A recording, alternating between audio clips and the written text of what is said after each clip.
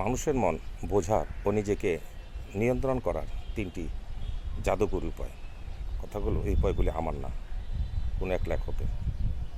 উপায়গুলি হলো, পৃথিবীটা যেন এক বিশাল দাবার বোর্ড। এখানে টিকে থাকতে শুধু শক্তি নয়, দরকার বুদ্ধি, ধৈর্য আর মানসিক নিয়ন্ত্রণ। আজ থেকে কেউ আপনাকে অবহেলা বা ছোট করতে পারবে না যদি আপনি এই 3টি গোপন কৌশল আয়ত্ত করেন।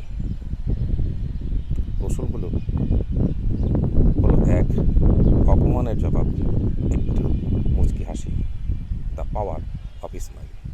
কেউ যখন আপনাকে অপমান করে স্বাভাবিকভাবে রাগ আসে, কিন্তু সেখানেই খেলাটা ঘুরিয়ে দিতে হবে।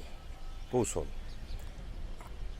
অপমান শুনে শান্ত থাকুন আর চোখের দিকে তাকিয়ে শুধু একটা মুচকি হাসি দিন। কেন কাজ করে? আপনার অপ্রত্যাশিত শান্ত আচরণ তার আত্মবিশ্বাসকে নড়বড় করে দেবে। সে বুঝতে পারবে না কেন আপনি রেগে গেলেন না। আপনার নীরব হাসি হবে সবচেয়ে শক্তিশালী জবাব। মনে রাখবেন, যাদের মূল্য আছে, সমালোচনা তাদেরই বেশি হবে। 2. মিথ্যাবাদীকে ধরার সহজ উপায়, ক্যাচিং এ লায়ার। মনে হচ্ছে কেউ বানানো গল্প বলছে।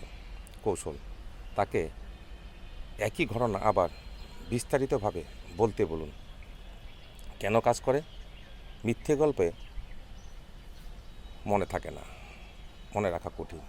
বারবার বলতে গেলে কথার অসঙ্গতি ধরা পড়ে, সে নার্ভাস হয়ে যাবে আর সেই অস্বস্তি সত্যটা ফাঁস করে দেবে।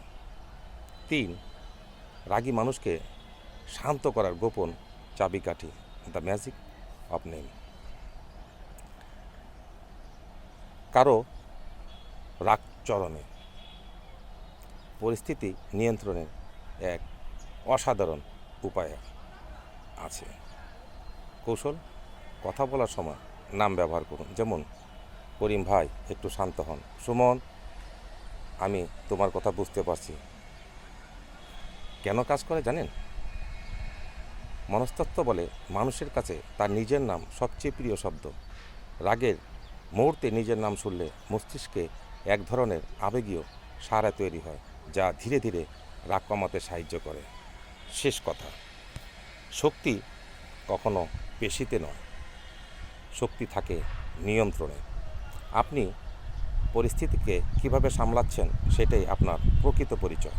এই 3টি কৌশলের মধ্যে কোনটি আপনার সবচেয়ে বেশি ভালো লেগেছে তা জানাবেন। সবাই ভালো থাকবেন, লেখকের জন্য দোয়া করবেন। আসসালামু আলাইকুম।